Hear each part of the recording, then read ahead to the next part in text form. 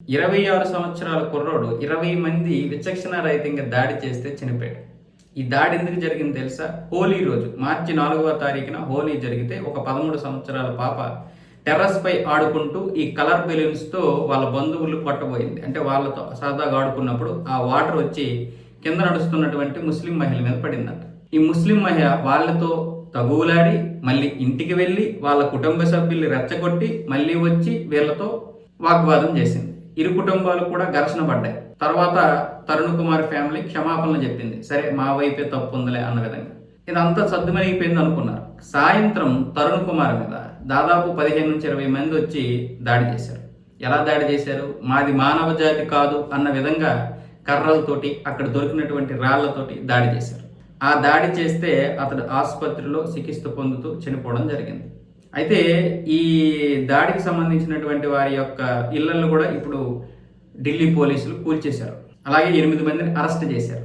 అయితే ఇక్కడ పొరపాటున బీజేపీ ఉంది కాబట్టి ఈ విధానానికి వచ్చారు. వాడి ఇల్లును కూల్చేశారు, ఒక 8 మందిని అరెస్ట్ చేశారు. పొరపాటున ఇక్కడ రాహుల్ గాంధీ ప్రభుత్వము లేకపోతే ఆమ్ ఆద్మీ ప్రభుత్వం ఉంటే పరిస్థితి ఏంటి? ఇక్కడ తరుణ్ కుమార్కి ఒక క్షమాపణ చెప్పడము లేకపోతే ఒక సంతాప సభ చెప్పేసి ఒక 5 లక్షల రూపాయలు ఎక్స్గ్రేస్ ఇచ్చేసి వదిలేస్తారు. ఎందుకంటే ప్రభుత్వం వాళ్ళ చేతిలో ఉంటాయి కాబట్టి. మరి పాకిస్తాన్, బంగ్లాదేశ్ లాంటి దేశంలో హిందువులే చావుకు గురవుతున్నారు. అక్కడ కూడా వాళ్ళని ఊచకోత కోస్తున్నారు. మరి మెజారిటీ మన హిందూ దేశం అని గర్వంగా చెప్పుకునేటువంటి భారతదేశంలో మన పరిస్థితి ఏంటంటే ఇది. ఇక్కడ మనం రామ మందిరాన్ని కట్టుకోవడానికి మనకి దగ్గర 500 సంవత్సరాలు పట్టింది. ఇంకా మనం ఎప్పుడు పోరాటం చేస్తాం? ఇక్కడ మన ఉనికి కోసం మనం ఇన్ని సంవత్సరాలు పోరాటం చేస్తుంటే ఇంకా మనం ఎప్పుడు బ్రతుకుతాం ప్రశాంతంగా? అందుకే ఈ దేశం ఎందుకు హిందూ దేశం అవ్వాలనేది, అందుకే ఈ దేశంలో మరో 30-40 సంవత్సరాలు బీజేపీ ఉండాలనేది. మరి ఈ సంఘటన జరిగిన తర్వాత ఒక్క కుహనా మీద కూడా కనీసం మాట్లాడడానికి ముందుకు రాలేదు. మరి వాళ్ళ నోళ్ళు పడిపోయాయా? లేకపోతే వాళ్ళ నాలికలు ఏమైనా పుచ్చిపోయాయా? లేకపోతే వాళ్ళ నాలికలు ఏమైనా మడతపడ్డాయా? ఇప్పుడు ఒక్కడో రాడు.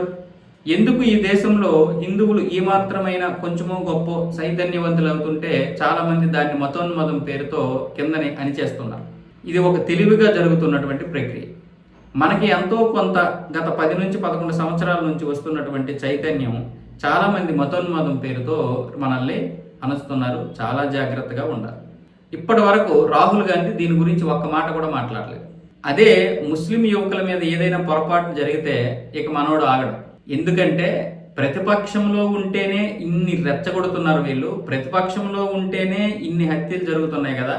పొరపాటున అధికార పక్షంలో గనక కాంగ్రెస్ వస్తే కేంద్రంలో ఇక ఎలాంటి హత్యలు జరుగుతాయో ఈ హత్యల గురించి నువ్వు నేను ఎవరు మాట్లాడడానికి కూడా లేకుండా ఏ విధంగా అణచివేతకి మనం గురవుతామో ఆలోచించుకోవాలి. ఇకనైనా సరే.